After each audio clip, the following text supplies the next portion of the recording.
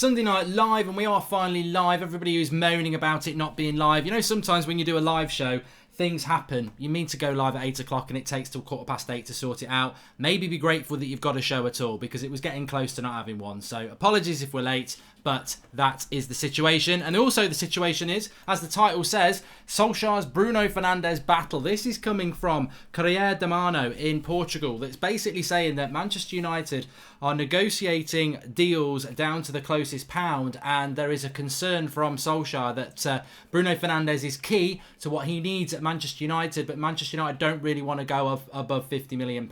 And I suppose it's you know, we've done the video this afternoon on Harry Maguire and the likelihood of that happening. All I'll say is I said it over a week ago, and now everyone's saying it's going to happen. It will happen. With regards to Bruno Fernandes, I'm confident that Manchester United will do the deal, but of course it's always the only stumbling block with Manchester United on any Harry Maguire deal or any Bruno Fernandes deal is going to be the negotiations. I mean, Ole Gunnar Solskjaer talks about patience. I absolutely loved what he said after the game yesterday, and I don't think I've been live with, well, I did live Harry Maguire this afternoon, but I loved what Ole Gunnar Solskjaer said after the Perth Glory game yesterday, where he was asked about transfers, and he basically said, you know, I am optimistic, but you're going to have to speak to Ed Woodward about that. And I thought, you know what, Ole Gunnar Solskjaer has been called a puppet by some people after his press conference last week, and he's done something there very, very clever and said that, you know, I'm optimistic about transfers, but speak to Ed Woodward. And maybe Ed Woodward and the club have said to him to say that, you know, we'll take the pressure, Ollie. But it certainly moves Ollie away from that puppet mass, you know, him being a puppet, which some people think he is, because Ole Gunnar Solskjaer wants signings, and we know he wants signings, and he's saying, I think you need to speak to Ed Woodward about the state of our signings, which I think is a real positive. On the point of Bruno Fernandes, Conan Kennedy says, I can't believe Flex didn't ask Simon about Schneider coming to United, but great video, really enjoyed it. I think it's one of our best videos. I think it's one of our best videos we've done actually on the United Stand. If you've not seen it, Simon Pichu is, I've spoken about him many times, the credibility of transfers. He is a tier 1 transfer sort of guru, journalist, on all of the, because people do take the time to sort of rank people on their credibility of stories, and Simon's always been a tier 1. Obviously he spoke to us about potential transfers coming to Manchester United. It's well worth half an hour of your time to go and watch it after this if you want to, or go and watch it now if you'd rather watch that than me. But very, very good interview. And obviously talking about Bruno Fernandes, he said, well, you know, basically what, you know, we've been saying on this channel for a long time. Manchester United, this is from a tier 1 journalist, Manchester United like Bruno Fernandes, and Bruno Fernandes would be a very good player for Manchester United, but he wouldn't commit to being more than 5 out of 10. Now, you know, somebody in the comments of that video said, well, he's not going to go any higher, is he? When he's Manchester, you know, he's clearly got a voice at Manchester United giving him stuff. He isn't going to say 9 out of 10 and blow the deal open, is he? So, you know, he went 5 out of 10, smack in the middle. I can deal with that. 50% chance that Bruno Fernandes will come to United. I think there's an 80% chance. I think this story from Portugal, though, just going back to it, and Ole Gunnar Solskjaer's Bruno Fernandes battle, you know, to say that Ole Gunnar Solskjaer wants this midfielder that Manchester United might not go above 50 million, my interpretation of it is two. One, if that is true, then, you know, this is failure from the board again. If Ole Gunnar Solskjaer wants Bruno Fernandes like he wants, you get him that player. And our midfield's terrible. It really is terrible. You saw that in the game yesterday. That midfield needs some quality in it, and Bruno Fernandes would hopefully bring that quality to the team. So I don't think this is a situation where Manchester United can go, I know you want this player, Ollie, but we're not going to pay 60 million for him, so you just have to make do with what you want, or somebody who's worth 40 million. They're going to have to do that. The second point to that as well is that, you know, this could just be manoeuvrability from the press to sort of put pressure on Manchester United to go higher. But more importantly, I think that Bruno Fernandes is clearly worth £60 million sterling. Clearly, you know, you could argue even more, but the season he had in Portugal, the potential he's got to grow even further. Portuguese international, you know, there's not many players like him. I mean, I heard somebody likening him to Frank Lampard today. Nothing like Frank Lampard. I mean, he scores goals from midfield. Does that mean someone's a Frank Lampard? Lampard was a very particular sort of player. Bruno Fernandes is a creator. He's quick. He can dribble with the ball. He can, he's not like Frank Lampard, so don't think he's like Frank Lampard. The only similarity is he scores a lot of goals from midfield. But Bruno Fernandes would basically be the balance to our midfield if we manage to keep hold of Pogba. So I know I'm still confident that this deal will be done, because I don't really see where else we can go if we don't get this deal. And I'm also intrigued by the patience of Manchester United with regards to this deal, because apparently we're very patient about this Bruno Fernandes deal. We'll get Harry Maguire out of the way, then we'll go and do Bruno Fernandes. So if there really was a threat that Spurs could swoop in, or Liverpool could swoop in, or Man City could swoop in, I think United would have acted a little bit quicker. The order of United's transfers have been somewhat confusing. There was no competition for Wan-Bissaka, and we spent a month working on that. Harry Maguire, there is a bit of competition for him, so I understand that. And Bruno Fernandes, we've left a little bit later as well. And who else? Who we don't know who else is going to come in. But look, Ole Gunnar Solskjaer may well have a transfer battle on, and I think that what has happened is he wanted his signings to come in on July the 1st. Maybe that was a little bit naive, like Simon Peach said, because the transfer window doesn't always work like that. I'm sure Man City will do another deal. I'm sure Liverpool will do a deal. Have they got players in yet? Arsenal, what are they doing? So it's nice to have everyone on July the 1st, but actually pre-season can be, Harry Maguire's pre-seasoning with Leicester. He's getting the conditioning he needs. Bruno Fernandes is doing his pre-season with Sporting Lisbon. He's not like he's sat on his arse playing FIFA waiting for us to sign him. So, obviously it's great to have those players in place. But the way I feel about Manchester United as we come off that Perth Glory game, let me just take some comments before. Zieg says, if Harry joins United, what would your best back four be? Very easy. De Gea, Wan-Bissaka, Lindelof to the right side, Harry Maguire to the left side of the centre-backs, and Luke Shaw at left-back. So, yeah, that's how I would do it. Is Maguire coming, says Ishmael? Yes, he will be coming. And Mark Witten, Mark, on behalf of the majority of us that love your show, please ban the bad comments. It sets the show off on a bad note. Thank you for doing these shows every day. You're doing us a great service. What a lovely comment that is from Mark Witten. If you want to send me an email about what these bad comments are, and we'll get rid of them. Abdullah's Al Manzour, because I don't know what you mean by the bad comments, but Abdullah Manzour said has made a contribution. Thank you very much. If we paid 52 million for Fred, we could be able to go to at least 65 million for Bruno Fernandes, says Wilma Biarbum. Yep, I'd agree with that. Great show, Mark, says Spurs. Thank you. Lots of people talking about that early on. Mark, the Maguire deal has been signed for £80 million, says Sean Saville. It hasn't officially been done yet, has it? What a day, actually. I must just say that. What a day for sport as well. Non-football sport. I was watching the tennis. I watched the Grand Prix. And that cricket was just amazing. Absolutely amazing. We've got a new member as well. Welcome to Ari Guadalia, the latest member of the United Stand Members Club. But you know what? I think Danny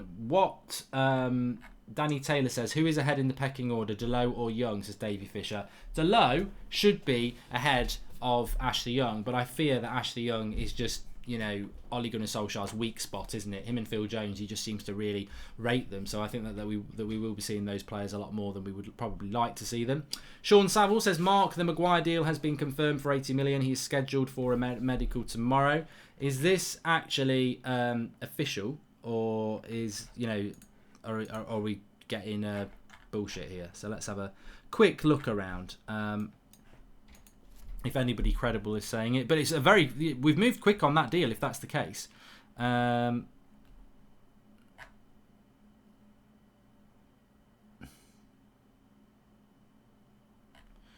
have a quick look about if anybody of credibility is saying anything about this deal. No, they're not. So it's just people in the live comments, isn't it?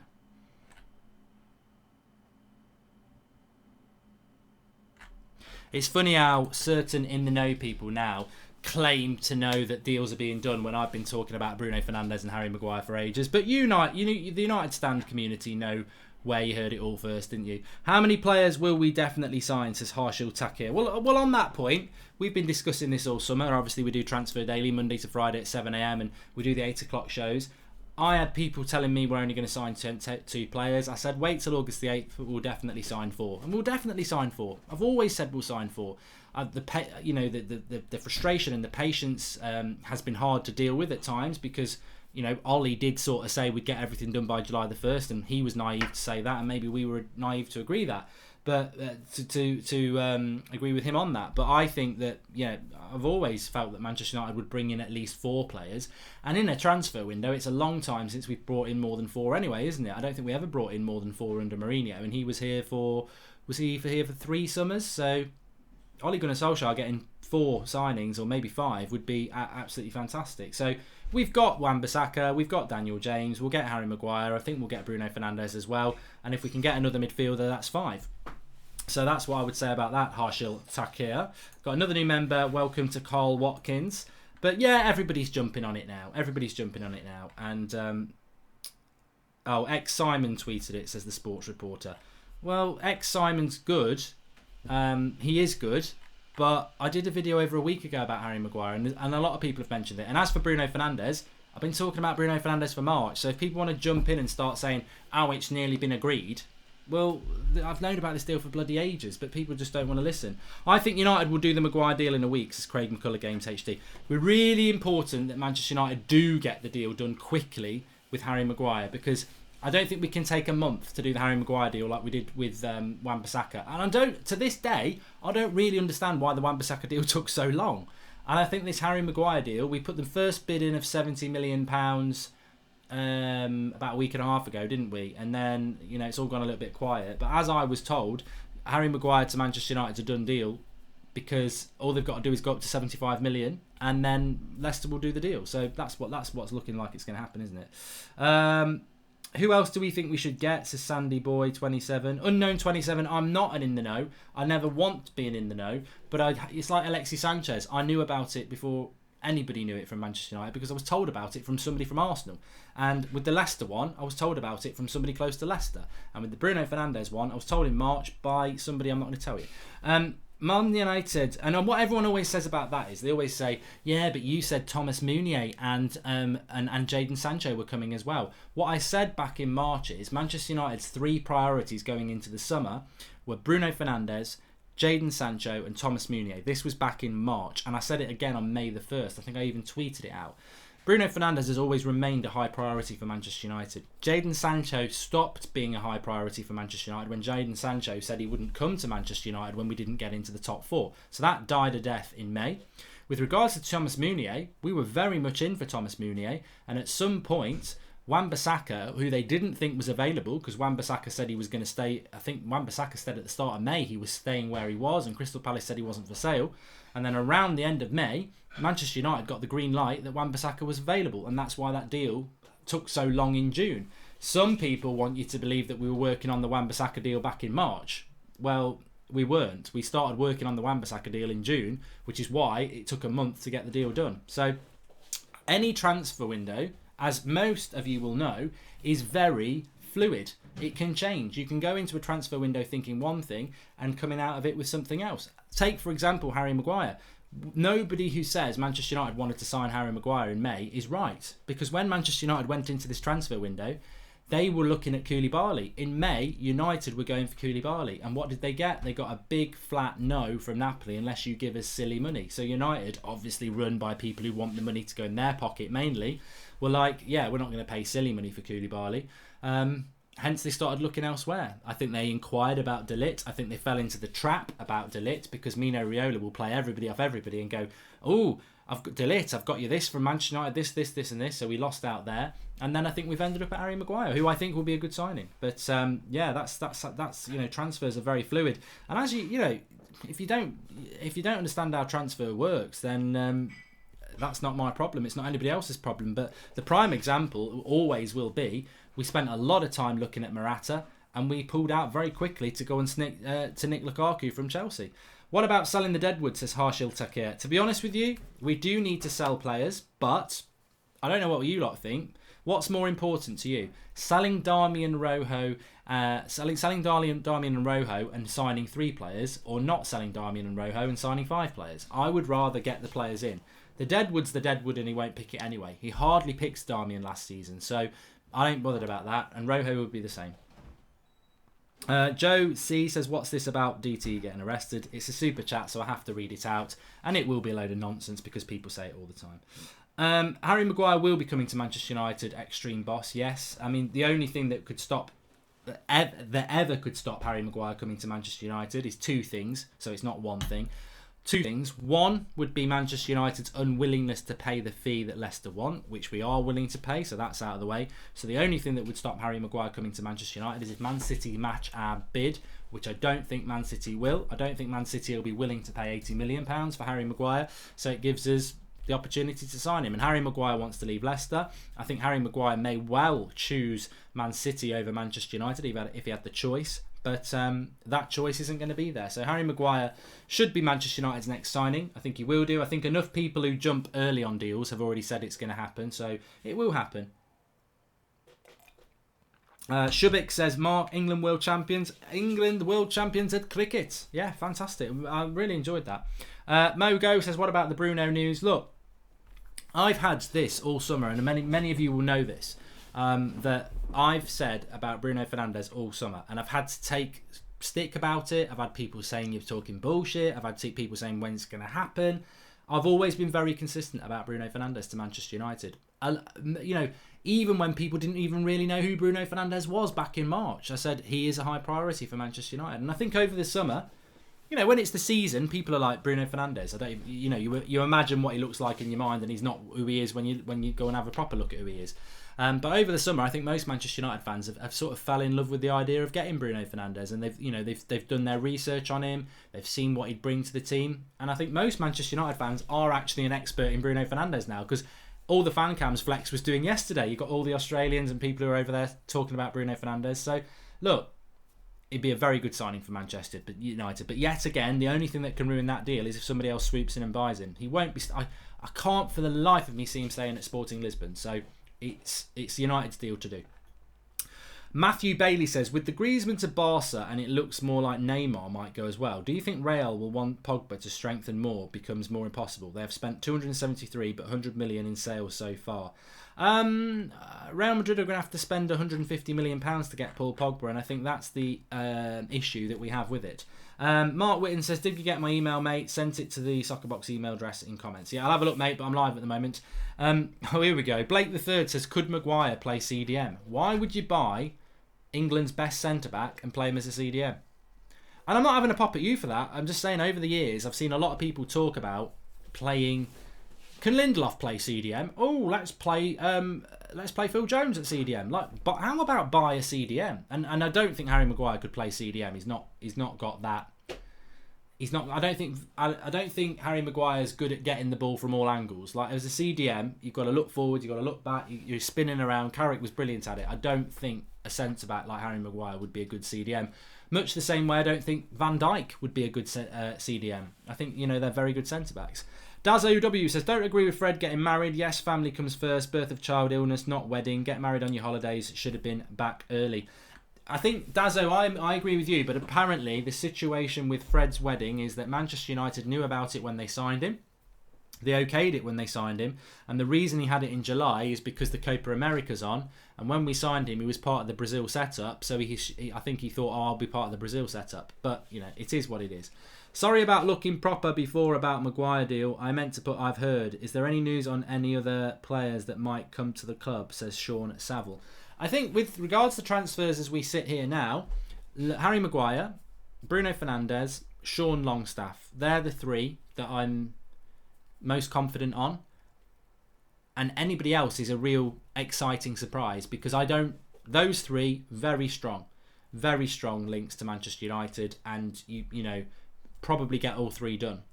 Anybody else, wherever you want to go, I'm not saying it's not going to happen, but there's not a lot of noise around right. I mean, even Simon Peach said it, didn't he, this morning? There's not a lot of noise about right wingers, and I've been saying this for probably the last month. Like, we do need a right winger, but can you tell me right wingers that we've actually been linked with that you think, oh yeah, we're going to go and get them, like strong links? Jadon Sancho was and actually just to back up what I was saying, what did Simon Peach say about Jadon Sancho? Exactly the same thing as what I've said, that Manchester United, there is interest there, and Jadon Sancho seems open to the deal, but why would he come to United at the moment when Dortmund can give him Champions League football? Steve 23 says, we still need a captain and a ruthless goal scorer, number 20 plus strikers in the squad. If Lukaku goes and Maguire, Bruno and Langstaff come in, we're still got only £130 million net. Well, look, I think that the way we spend money, and I think August the 8th is Judgment Day on that, isn't it? How do we spend the money? Have we spent it well? We'll have to wait and see. But I want to come back to that. And Lincoln Jack Domini says, Spider-Wan does whatever a spider can. Wan-Bissaka and his nickname Spider. But I think with regards to what you were saying there about the net spend and will we go and spend anybody else, I think that it's very much a situation with Manchester United that we're going to have to wait till August the 8th. And I think the net spend, as much as I don't like net spend, it is going to be interesting. I think the board needed to give Ole Gunnar Solskjaer 200 million. And on August the 8th, we'll know how much he's been given. Because if we sign Maguire for 80, Wan-Bissaka for 50, so that's 130, 15 million on Daniel James, basically 150, 60 on Bruno Fernandes, that's 210, and then 25 on Longstaff, that's 235. But then you sell Lukaku for about 60, you've actually spent about 165, haven't you? If you sell Pogba as well, you've got a net spend of nothing. So the net spend will be interesting. But if we come out of this transfer window with Wan-Bissaka, Harry Maguire, Bruno Fernandes, another midfielder, and Daniel James, it's a good transfer window. What I'd like to have is a right winger in there as well. Because, I mean, Shane White has said that someone's just commented that John Stones is better than Maguire.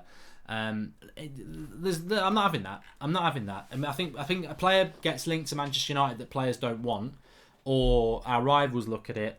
And the reality is, I would have said this before we'd even been linked to Harry Maguire. He's England's best centre-back. He is England's best centre-back. Now, you can think John Stones is better. I think John Stones has got so many mistakes in him, and I think Harry Maguire hasn't got mistakes in him, and he's dominant in the air. And I think Harry Maguire will bring some leadership to the club, which we are lacking. We lack leaders in that team, and I think what Ole Gunnar Solskjaer is trying to do is build a team. And I think whether we can be patient enough to do that, I've said before, I don't know whether I can be, but I really hope I can be, because what we can't keep doing at this football club is reinventing the wheel. I think when you look at Chelsea, they would sack a manager every 2 years, and then that new manager would win the title with a bit of money. And then the second year, he wouldn't win the title, he gets sacked, you get a new manager in, they win the title. We saw it with Mourinho, didn't we? And I can think of other managers that Chelsea have done with it. Conte did it, Ancelotti did it, and that seemed to be at a bit of a cycle that you could get a new manager in, you could change a manager every couple of years, the change of manager would mean the title, and that's the way it would be. I think what we've seen in recent years, and unfortunately we were the first club to really feel it, was that, go and get a manager who wins the title in the first 2 years. Mourinho. Give him a bit of money. Pogba, Zlatan. That's what we did. He didn't win the title. And I think Chelsea obviously tried that with bringing Sarri in, and he struggled. It's not there. I think we're going through a very interesting phase in football at the moment, where there is this certain style of football which is so relentless. It's very hard to just construct a team on money with a new manager and go, now we're going to be title contenders, because the relentless nature of Man City and now Liverpool means that even prime Mourinho to come into Chelsea now with money to spend would find it difficult to make an impact in his first season against a club that's going and getting nearly 100 points. The way to beat that now is to build a team. Is to build a team like Klopp's done at Liverpool over a couple of years, and that's what Manchester United need to do. We need to stop changing things and try and build something. And the hope is that Ollie is the right man, because if you build it with the wrong person, you're not going to be successful. But part of that is going to be thanks for the contribution, Paul Farrell. But part of that is going to be buying players that are going to be here for a few years, players that want to be here for a few years. And Wan-Bissaka, Harry Maguire, Daniel James, Bruno Fernandes, Sean Longstaff. If you bring them in, then they're going to be here for a long time. And then you've got players like Luke Shaw, Victor Lindelof, Scott McTominay, Marcus Rashford, Anthony Martial. These players are going to be here for a long time as well, if De Gea signs the new contract as well. And that's not the end of the story, just because we've got a handful of players that are already here and young, and a handful of players that we've brought in that are going to be here for a few years. That's just the start of the story. That's the start of the rebuild. And the next transfer window, maybe bring another 3 or 4 players in like that. And then after a couple of years, suddenly, you've got a very, very, squad that's going to be here for a few years, that knows each other, that's working under this manager. And I think that's the way we've got to do it. I think we've tried Moyes, we've tried Mourinho, we've tried Van Gaal, and now we've got to try something a little bit different.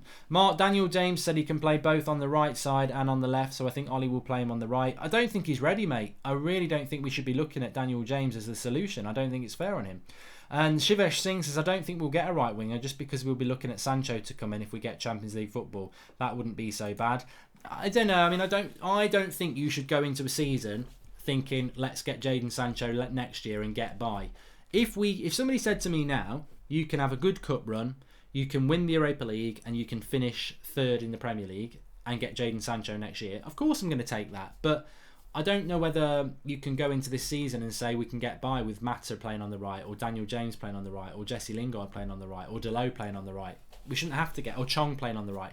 I think if there's an opportunity to go and get a right winger, you should do it. However, Jadon Sancho would fit Manchester United like a glove. He's exactly the sort of player that we need, and he would be here for years, and he could wear the number 7 shirt, and he's a fantastic talent. And if we think we can do that deal next summer, I don't have a problem with the club doing that. And also, who is there available at the moment? I like Lozano, but we don't seem to like him. So, do you think we need a number 9 if Lukaku leaves? If yes, then who should we sign? I think that's one of the $1 million questions. And Matthew Fisher says Maguire will be the best signing since Fergie retired. Ashley Young must be a beast in practice. How is he still in our team? Says Howard Walters. I think that with regards to Lukaku going, I would imagine most people would say they'd like to see Lukaku replaced if he goes. If I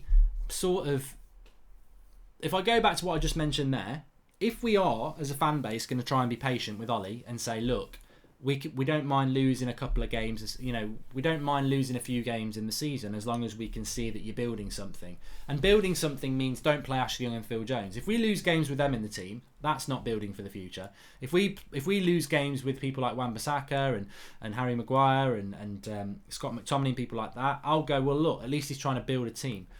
That I can deal with. I can't deal with losing games with people like Alexis Sanchez in the team, because that's not building the team, is it? So I don't mind Manchester United losing games if we're going to build in the right direction. And that's sort of where I sit with the Lukaku thing.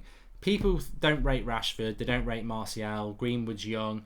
But actually, if we're going to go with those 3 players and give them the opportunity in a Manchester United shirt, then I would rather do that than go and buy yet another striker, if you know what I mean. I want these lads to be given a chance, and I want to trust in them if Ollie's going to trust in them. So, that Lukaku money could be used elsewhere. Will fan cams be at the Leeds game, says Ethan Hancock. The United Stand fan cams will be at every game. Flex and Josh are out on all over the tour. So if you want to catch us outside the game, get on a fan cam, do. I do want to just say that Mata or Alexis Sanchez on the right, says Jose Ignacio TPS. Look, if Alexis Sanchez is staying at the club, I would play him on the right.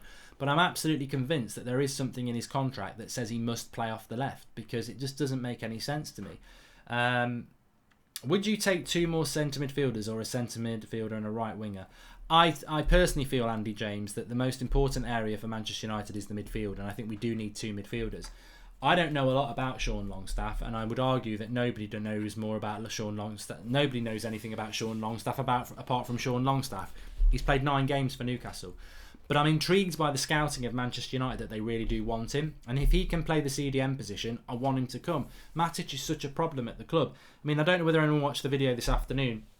I know the quality wasn't very good because the reception wasn't great, but it was good to have Rants on because we'd just been at the United Stand FC game.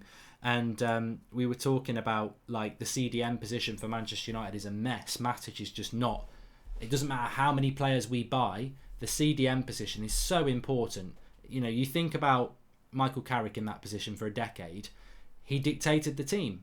Like, he ran the team. He'd take the ball off the back four and feed the attackers. That's what his job was to do it. We've got someone like Nemanja Matic doing that job for us, and it slows the whole team down.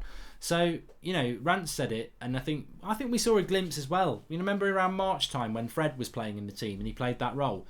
And he made a few mistakes. I think Wolves scored a goal because of him, but he's going to make mistakes. But I liked that. If it's not Fred, even if we went and got an Idrissa Gueye or an Ndidi, they'd be perfect at it. That somebody who's just got a little bit of bite, someone who's quicker on the ball. I think that's what United need. I think that's what Ollie needs. I just don't know whether he's brave enough to do it, because I think he'll stick with Matic, and I think that is going to be a problem for us in the long term, because he won't be there in the long term anyway. He's getting old, isn't he? Which brings me on to something I did want to talk about the United Stand green and gold jersey isn't actually available, Eric the Red. It was just a mock-up. I had a nightmare, Young at right wing. Mark my words, says Duravo Matrasti. Look, it's not a nightmare, mate. It's a reality. We will be seeing a lot of Ashley Young at Manchester United, without question.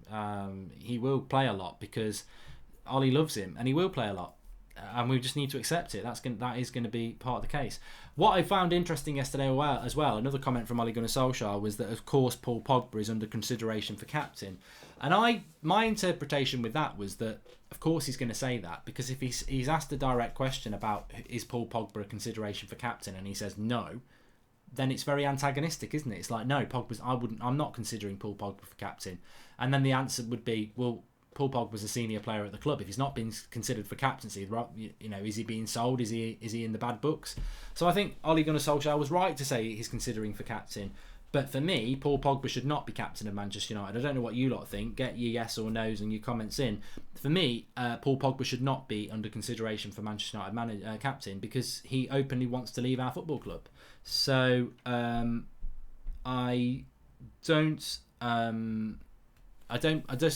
I don't want him to be captain. I also don't think he is a captain. I don't think he is. I think, all the videos at the World Cup look good, and I think he's an influencer on the team, but I don't think he's a captain, because I've seen him too many times on the football pitch banging his fist on the floor and letting runners run off him.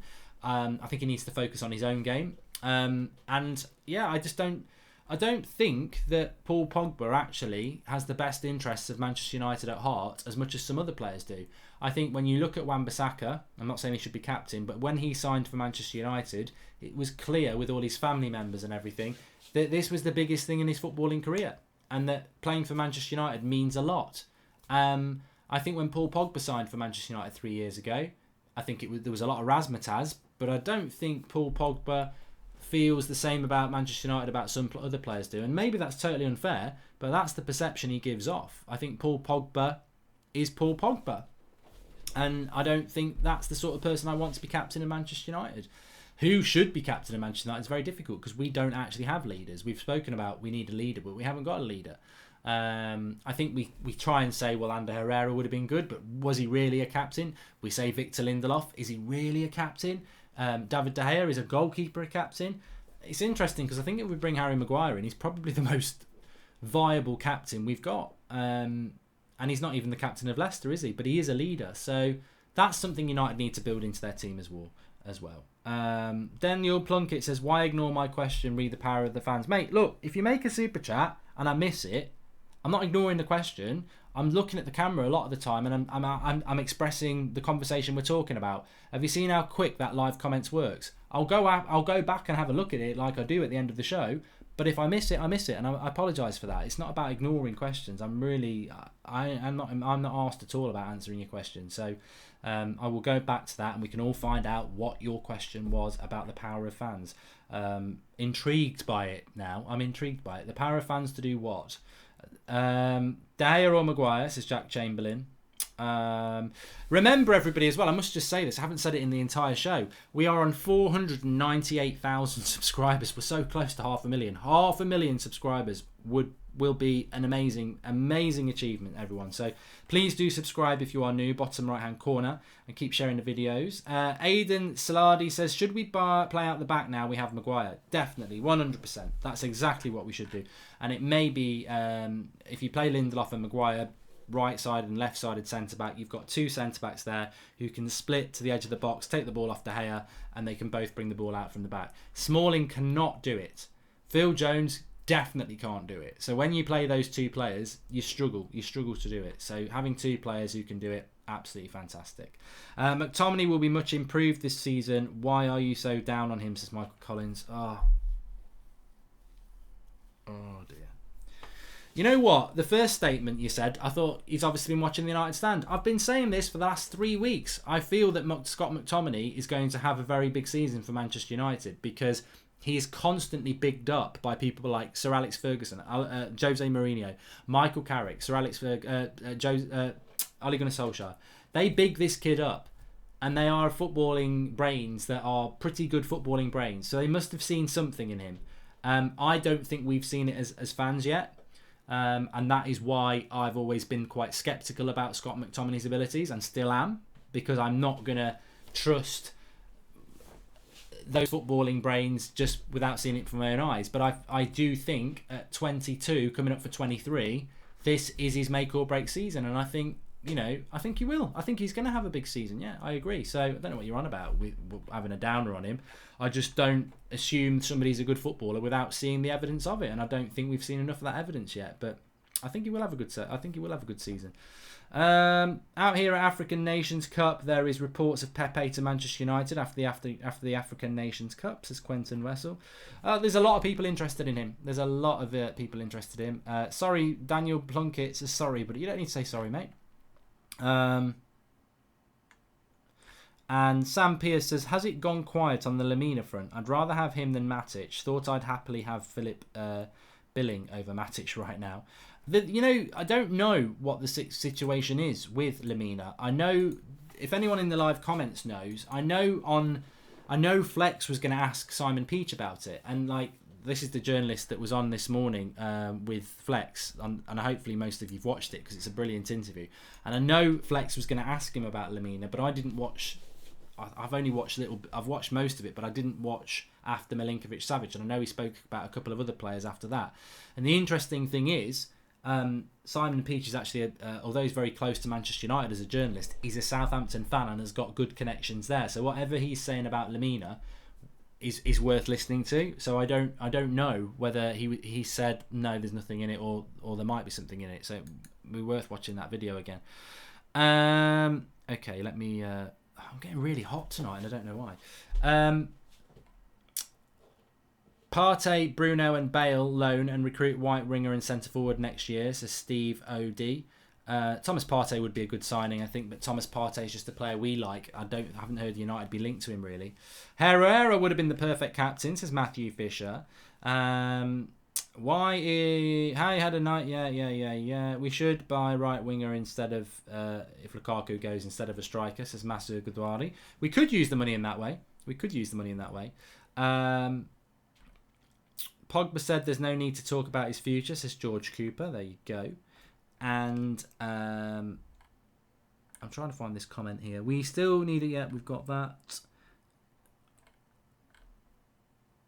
What about selling the Deadwood? Daniel Plunkett says, we all talk about how we would like to rid the club of the Glazer parasites, but what power, if any, do we actually have as fans to influence the club's decision or force the Glazers out? None. Daniel, I wondered if it was going to be about that. We've got no power. We've got no power at all. No power at all to remove the Glazers, unfortunately. Junaid Hussain says, what a day for sport. Only 2,000 subscribers left for 500,000. Thanks, pal. England won the World Cup, says Shubik. They did. And yeah, I don't know. I mean, I expect the Harry Maguire deal to move quick, and that excites me on two levels really, because one, I want the deal to be done, but two, the sooner that deal is done, the sooner we can move on to more business. And I think on the 14th, and it'll be the 15th of July tomorrow, the middle of July. I said July will go quick because you've got a lot of press conferences from Ollie, you've got the matches, so our time moves a lot quicker than when it is just focused on transfer stuff day to day. So this transfer window is going to move very, very quickly. So I want to see Manchester United moving quickly as well now. So if we get that Harry Maguire deal done quick, then we can look at something else. Tito the Fool says, what up, Marky Mark? Flight booked, match ticket and United stand get-together ticket confirmed. Seen you soon, mate. North East LA in the house. That must be the person travelling the most to come to the United stand get-together, coming in from LA. Yeah, looking forward to that, August the 8th.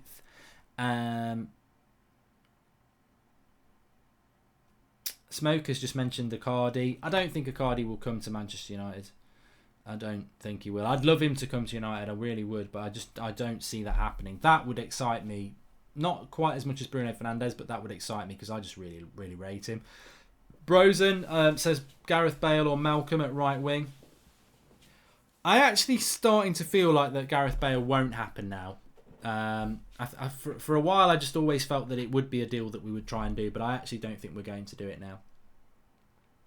Big up LA Massive, says Paul Robinson. So a bit of a recap for you. We started off the show with Solskjaer's Bruno Fernandes battle. This is coming in from Correia de Mano in Portugal, basically saying that Ole Gunnar Solskjaer wants Bruno Fernandes, which we know, but he's facing a bit of a struggle because the club don't want to pay more than £50 million for him.